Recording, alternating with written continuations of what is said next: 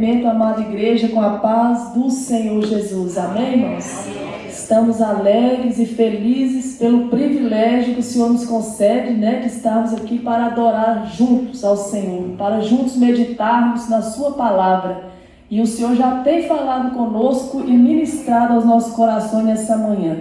Desde já quero agradecer, a irmã Deise, que foi o canal do Senhor através de sua cunhada e do pastor, para estarmos aqui. Agradeço a Deus pela vida do pastor, da igreja, sua esposa, sua família e todos presentes. E louvo a Deus pela vida do meu esposo, que está me acompanhando essa manhã, que tem sido uma bênção na minha vida, em nome de Jesus. Então, mais uma vez, eu quero orar ao Senhor. Minha irmã orou e nós vamos elevar novamente ao Senhor em oração, em gratidão a Ele. Eu quero agradecer, meu Pai, a Tua presença neste lugar. Agradecer o que o Senhor já tem feito na minha vida, na minha casa, e também o que o Senhor tem feito na vida desta igreja, e pelo que o Senhor ainda há de fazer, Pai. Nós te adoramos, te exaltamos, te bendizemos. Que diminuamos, Pai, nessa manhã, para que o Senhor seja exaltado. Que venhamos nos esvaziar nessa manhã, para que o Teu Espírito nos encha. Que toda interferência, toda distração agora, Pai, para que a Tua santa palavra não seja, Pai, uma semente numa terra fértil. Agora, todo mal saia. Todo mal seja repreendido, meu Deus, no nome de Jesus. Amém. Graças a Deus. Convido os irmãos a se manterem em pé para lermos na palavra, no livro de Neemias, no capítulo de número 8, a partir do primeiro versículo. Neemias 8. Aleluia. Bendito é o nome do Senhor nosso Deus. Aleluia.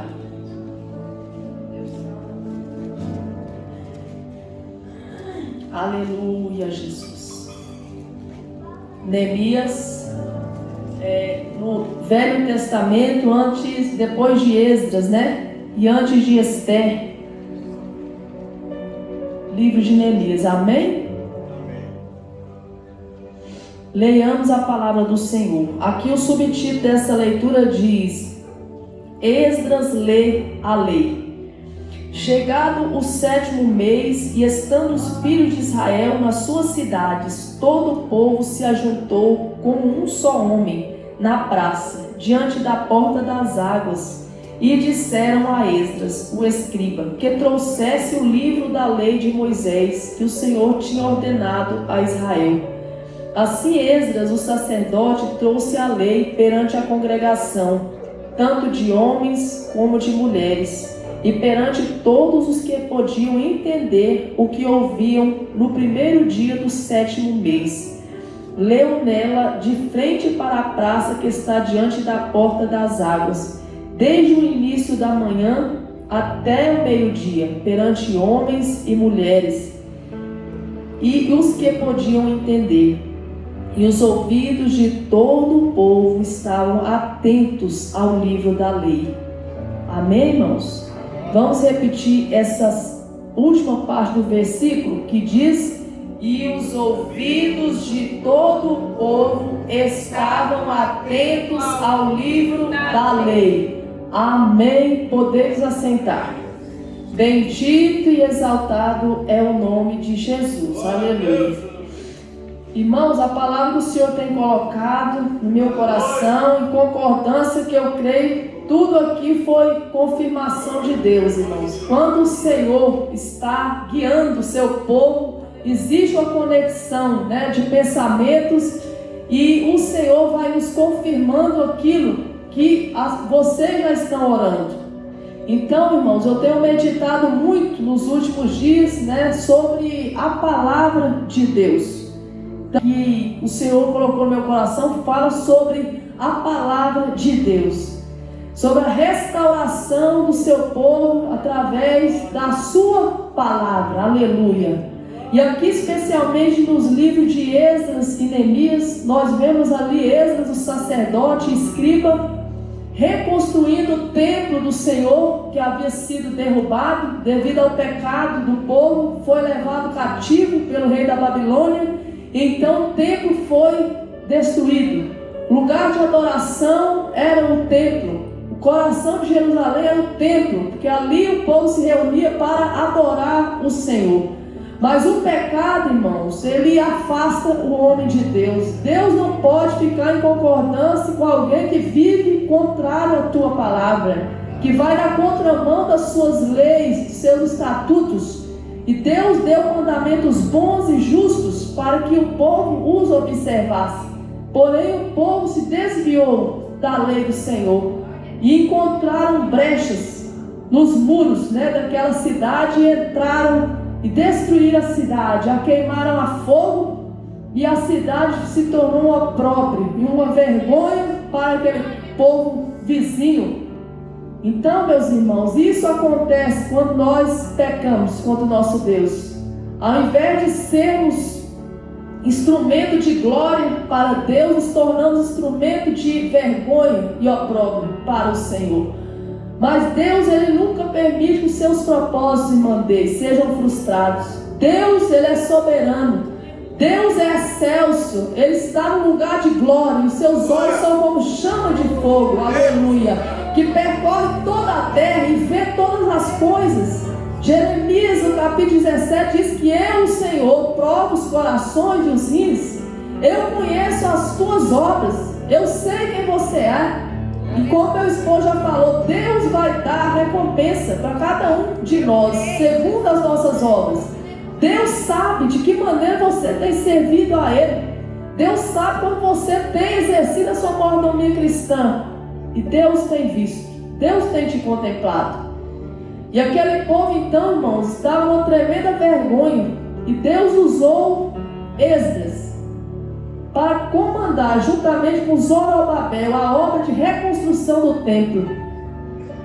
E numa linguagem espiritual, irmãos, o templo, ele representa nosso espírito, que é um lugar de adoração. Nós somos o templo de Deus.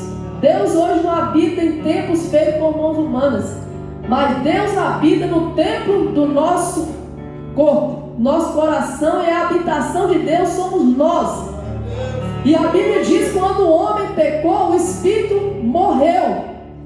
Não é verdade? O espírito morreu, mas quando nós passamos pela experiência do novo nascimento, o espírito foi recriado novamente. Aleluia! E ali estabeleceu-se novamente a comunhão com o nosso Deus. Por isso o homem não pode viver no pecado, porque o pecado te mata espiritualmente. Nós temos que sair de todo ambiente de pecado. Sair de toda forma de pensamento, comportamento e atitude que nos afasta de Deus. Mas como, irmãos? Como que nós vamos fazer isso? É o que nós vamos meditar nessa manhã. O nosso inimigo, irmãos, ele é feroz. Ele anda em derredor, bramando e rugindo como leão, buscando nos tragar. Ele quer roubar, sabe o quê? Que você tem de mais precioso, que é a sua comunhão com teu Deus. O que seria mais precioso, irmãos, para nós do que desfrutar desta comunhão com o nosso Deus? Foi para isso que fomos criados. Quando Deus pôs Adão no Éden, o que aconteceu? Adão tinha essa comunhão perfeita. Todo dia o Senhor não ia lá visitar ele, na viração do dia. Então o primeiro propósito pelo qual Deus nos fez foi adoração. A adoração. Nós fomos criados para o prazer de Deus, para o benefício de Deus, para Ele, porque dele e por Ele, para Ele são todas as coisas. Para isso nós fomos criados. Mas, irmãos, muitos de nós temos no decorrer de nossas vidas perdido nosso foco, perdido essa essência da adoração. Já não mais adoramos, já não mais entendemos o porquê estamos aqui nessa terra. Você é a igreja, e a igreja é viva e vivificada pelo poder do Espírito do Senhor através da sua palavra. Aleluia! A palavra é o instrumento que Deus usa através do seu Espírito. Deus usa a palavra para trazer vida. E é isso que nós vamos meditar nesta manhã. O nosso inimigo, irmãos, o trunfo dele é enfraquecer o povo de Deus. Ele usa N estratégias para nos enfraquecer. Sabe por quê, irmãos? Porque ele sabe que nenhuma instituição humana é capaz de restaurar o ser humano. Ninguém, por mais que seja psicólogo, psiquiatra, instituições que cuidam, dessas pessoas, o governo não poderá restaurar o homem caído. Mas, irmãos, a palavra de Deus, ela é capaz, porque lá em Hebreus 4:2 diz que a palavra de Deus é viva, eficaz, mais penetrante do que a espada de dois gumes, que chega até o ponto de dividir juntas, medulas, e é apta para discernir pensamentos e intenções de corações. Aleluia. Deus quer promover uma restauração na vida do homem, integral, espírito, alma e corpo. Espírito, primeiro você nasceu de novo, o espírito foi recriado, sua relação com Deus, seu relacionamento com Deus foi de novo, como diz, conectado. Ligou na tomada, Estava desligado, ligou. Quer dizer, você tem acesso ao trono de Deus pelo sangue da cruz, não é verdade? Mas depois, irmãos, tem a segunda área da nossa vida que precisa ser restaurada. Sabe qual é? A alma, mente, vontade, sentimentos, emoções. Irmãos, a alma, ela externa tudo aquilo que está dentro de nós. Mas essa alma, ela também foi atingida pelo pecado e precisa passar por um processo de restauração. A alma simboliza os muros, irmãos. Neemias não reconstruiu os muros, estavam todos fendidos, todos queimados a fogo. Deus não levantou Neemias? E eu posso dizer para você, irmãos, que Neemias é um tipo do Espírito Santo. Que Neemias recebeu todas as coordenadas do Pai para realizar e empreender a obra da restauração dos muros. E onde ficam as portas? Ficam aonde, irmã Deise? Nos muros. Tinha 12 portas, não tinha nos muros de Jerusalém? 12. Também foram queimadas e quebradas, destruídas. Mas o nosso Deus, aleluia, com teu zelo infinito, desde o princípio, Deus provê meios de restaurar o teu povo. E tudo do Velho Testamento, irmãos, é figura do Novo. Tudo que está ali fisicamente tem figuras espirituais representando. Então o que as portas representam? A nossa vontade, nossas decisões, nossas vontades. Quer dizer, a parte física. Você tem 5 sentidos, não é mesmo? Nós temos visão, audição, olfato e paladar. Não são as portas de entrada? Você que decide o que você vai ver, você que decide o que você quer ouvir, você que decide o que você quer falar, você que decide o que você quer cheirar. Na verdade, olfato fala do discernimento, Mas são portas, irmãos, que nós temos que tomar as decisões certas. Então as portas foram quebradas, irmãos, e Deus quer restaurar também a nossa vontade, nossa capacidade de tomar as decisões acertadas. E tudo isso, irmãos, começa esse processo de restauração na minha vida, na tua vida, como membro do corpo de Cristo, filho de Deus, que você é, representante de Deus, embaixador do Senhor na terra, através da palavra. Tudo isso nós falamos, abordamos isso para dizer que é através da palavra. E o inimigo, irmãos, ele tem tido essa estratégia nos últimos dias de fazer nós perder o apetite pela palavra. Temos apetite para tudo, irmãos. Muitas vezes para ficar nos WhatsApp, nas redes sociais, para ficar alimentando de lixo, não é verdade? Coisas que não vão edificar nossa alma, perdemos o tempo. Mas o Senhor quer nos fazer nessa manhã, igreja, atentar que é através desta palavra é que nós novamente vamos ser restaurados pelo Senhor. que uma pessoa desnutrida pode fazer? Se você parar de comer, você vai ficar doente e pode ir até a morte, não é? Então, o que é a palavra para nós, irmãos? Em primeiro lugar, quer dizer que a palavra, ela é o pão que alimenta e fortalece a tua alma. A palavra é o pão. É o pão vivo que desceu do céu. Jesus é a palavra viva.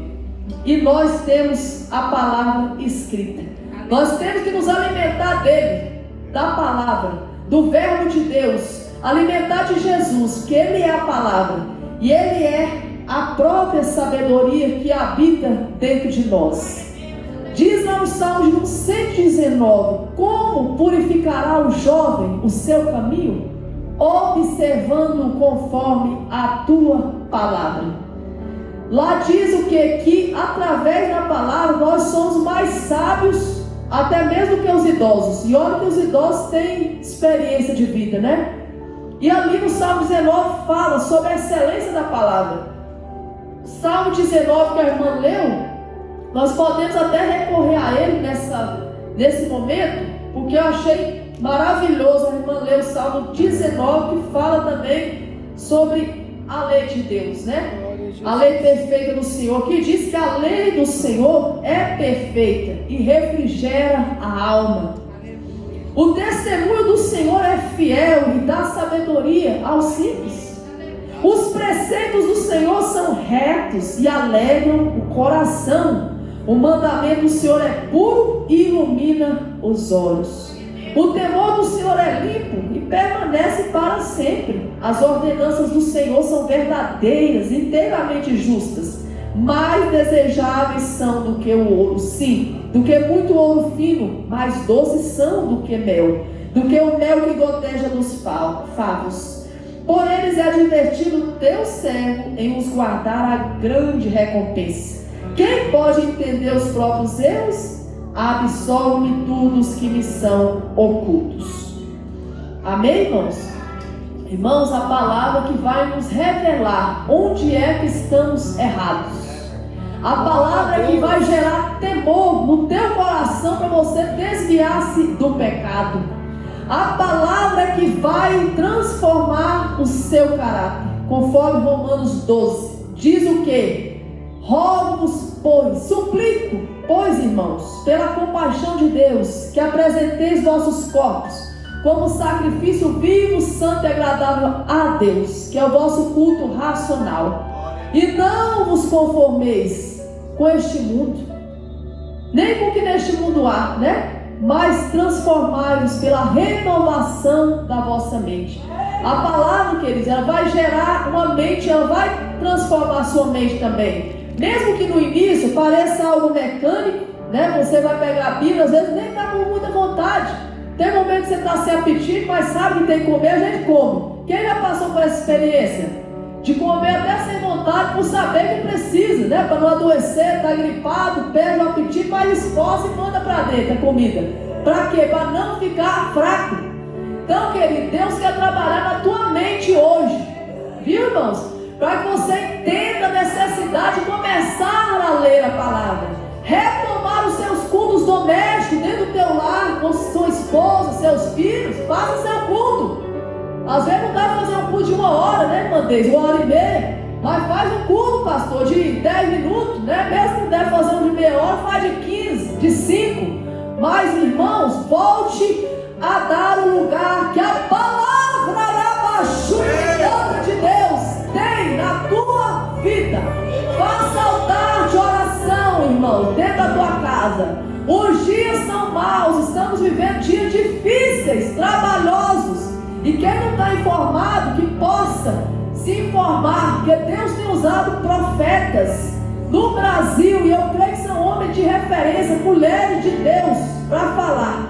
Mas não é, os profetas falam da parte do Senhor, mas a verdadeira profecia nos mostra o que está por vir.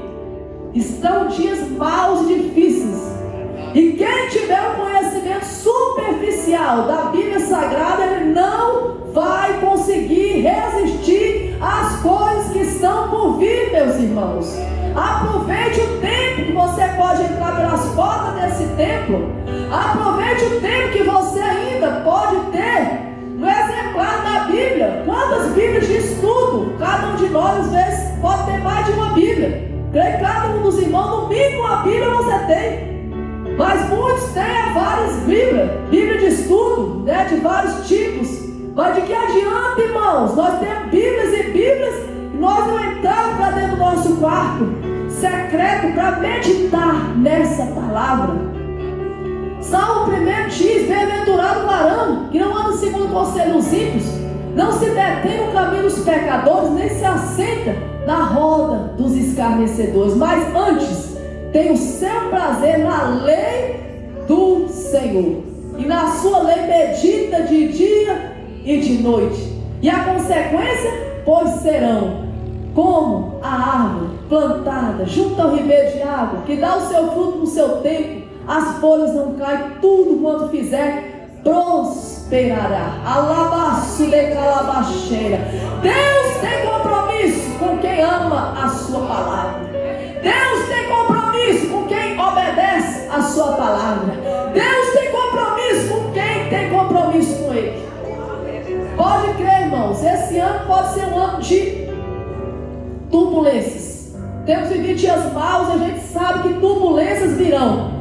Mas o Senhor também derramará bênçãos sobre a vida daqueles que estiverem andando segundo a sua palavra.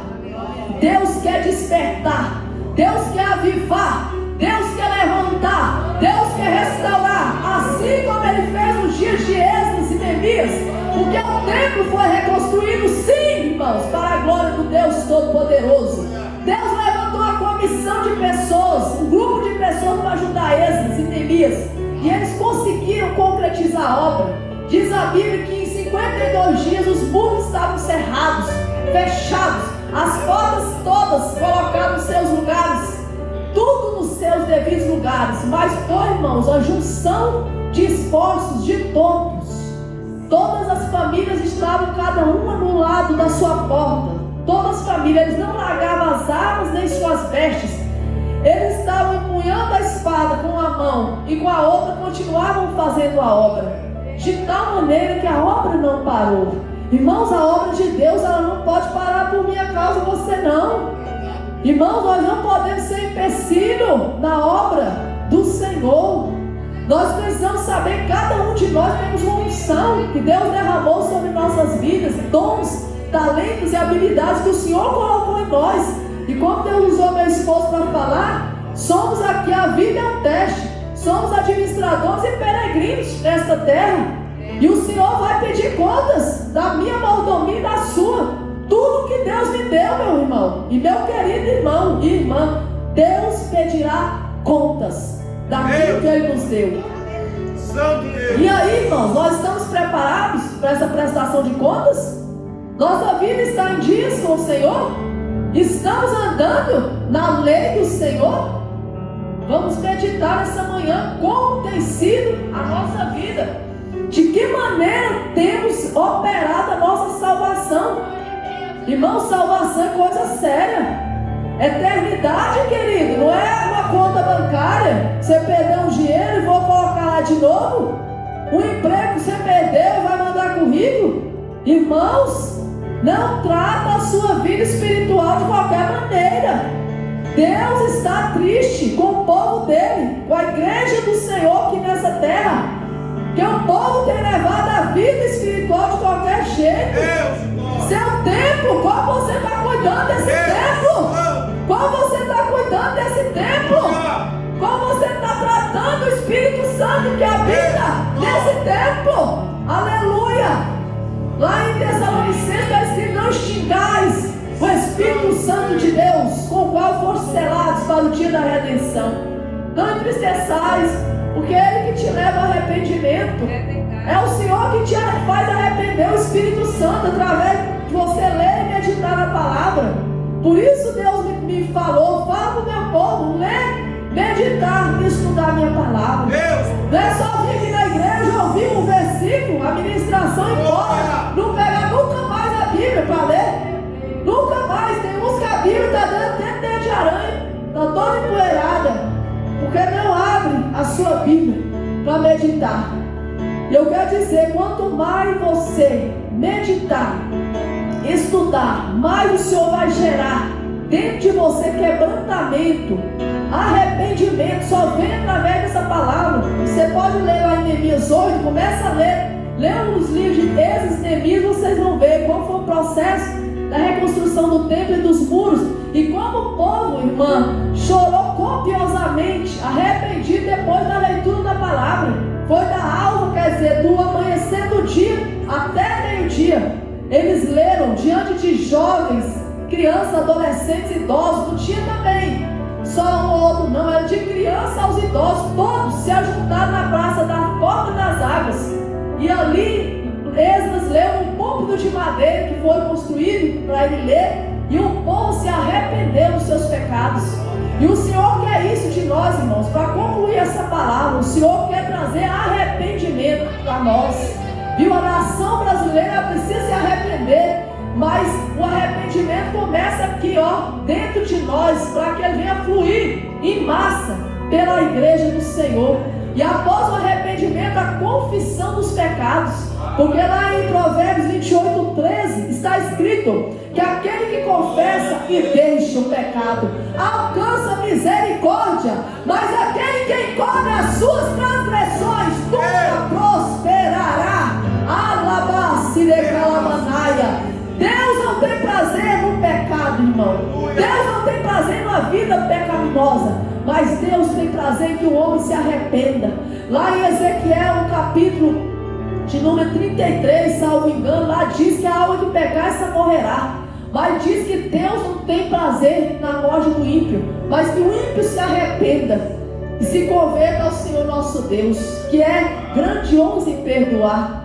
Deus, ele é misericordioso e longânimo. Deus é um Pai amoroso, querido, que não joga fora. Ele não nos lança fora. Igual muitos, se você errar com ele, nunca mais você serve para ele. Nunca mais ele olha no teu rosto, acabou para ele. Deus não é assim.